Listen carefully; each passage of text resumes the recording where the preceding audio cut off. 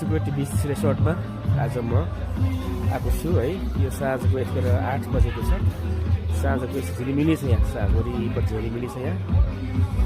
एकदमै माहौल तातेको छ, यस्तो जहिले यस्तो छ यहाँ मान्छेको माहौल, भिडभाड पुरा झिलिमिली पर्दै चाहिँ झिलिमिली छ है।